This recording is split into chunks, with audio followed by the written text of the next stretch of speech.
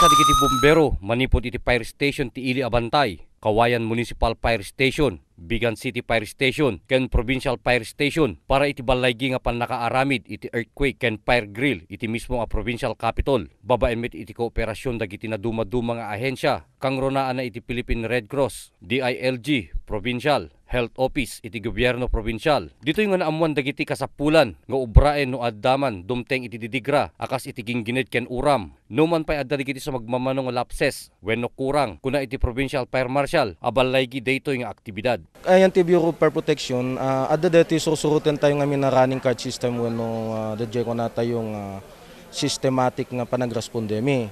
Ngem ti success na ngamin no kakastoy nga bambanag ket haan lang iti Bureau of Fire Protection eh.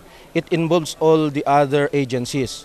Kas pagarigan tayo dati panagresponde mi, it's good aday kita pulis nga nangasis kada kami.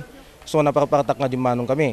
May kadwa, tayo ko na akong di search and rescue, tayo ko na hami mabalin ti agkandak iti search and rescue nga hami ammo no manuti mapukpukaw ken no antoy digiti exact location da. Isot ga po na nga ti kwami datay aw awagam mi digiti head of agencies wenno department targeted da iti information tapno iti kasta agat mamas alistoy ja panag-search mi. Ken kayat ko laing nga ipakamu detoy nga adda detoy running card system ako nak umuna nga nagresponde iti Bigan City Fire Station. Ket ti nagbalin nga incident commander no ka so iti hepe no ka iti Bigan ni Chief Inspector Obrero. So in bagana nga kailangan ti backup kasi diyan ko nag-running card system. So kailangan ti other municipalities. So by that time, iso nga natawagan mi da in my committee in turnover na.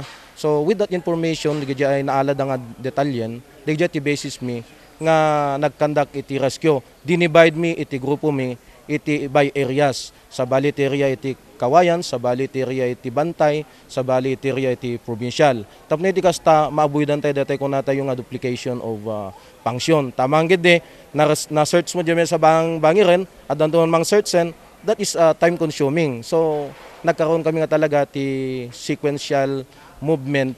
Dati nga minen adati na develop mi nga nagsasarita mi ti different municipalities wenno fire marshals iti entero nga Ilocos Sur. Naku namit ni Michelle Domrique, iso nat evaluator, nadismaya kadagiti daduma nga empleyado iti provincial, capital. Kapwanan ta nabagaan dala nga roden nga makipagpartisipar daan sa yaat ket idi madama iti nasao nga drill.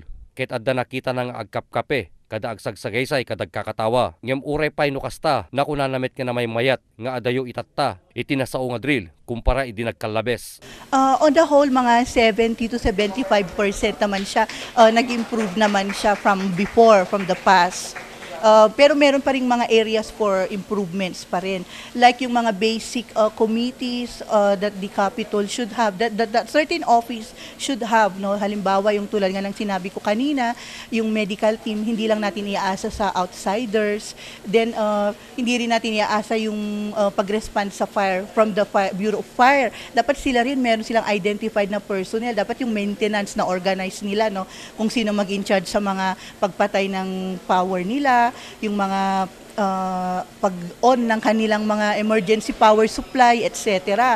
Naku namit ni Fire Inspector Floro Obrero, awamit ti anyaman nga naging problema da. Numampay naka-alerto da nga kanayon, ket mayat iti kastoy a programa, tapno manayunan pay iti kapabilidad da akas bumbero. Ay DJ ko tayo tatay ta being incident commander kadito tatta na aramid nga fire drill. Nagkandak tayo nga sigod iti firefighting, ken kastamet detoy pinag-rescue. Ket adda DJ talaga nga nakita tayo nga may nga victim nga dead isonan. Iso nga binuhat tayo isona through spine board. Ket dinala tayo yan ti evacuation area. Ken habang idinadaladan continue lat iti pinagsesearch da tapno makita tayo masigurado tayo nga awan iti nabati nga victim iti mismo maororam nga establishment.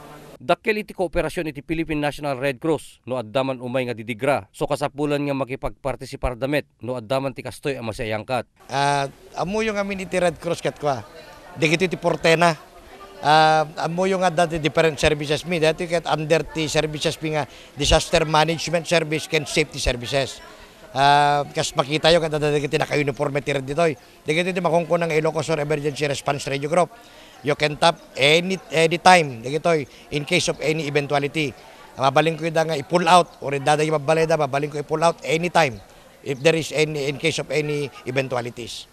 Nakunamit ni Siegfried Doking, Action Officer, iti PDRRMC, nga adantuman maangay nga kastoy a programa iti gobyerno, maiuray lang iti schedule. Ngem saan tungatan dito'y mismo a probinsya lokal. The Civil Defense Coordinator tayo ni Ma'am Vicky Ku, so ti Civil Defense Coordinator tayo, ken ti PDRRMC Chairman tayo ni Gob Chabit. Dati ngamin nga earthquake drill and fire drill, it's a memorandum coming from the OCD to conduct quarterly earthquake drill. So dati tinayset nga aldaw nga panag-perform tayo in cooperation with the line agencies concerned, no, from Bureau of Fire, PNP, from Red Cross, kasi it's a effort of the every line agencies to respond, di ba? So yung venue nung nag-meeting kami is the provincial capital. So nandito tayo ngayon lahat para at least makita natin yung kakayahan natin with regards to quick response. So actually ito sana is mass casualty incident management, no, concept. But then in limit taylaing the number of casualties. So nangiset kami 7 laing nga casualties. Para iti Press Corps, Ryan Pardo.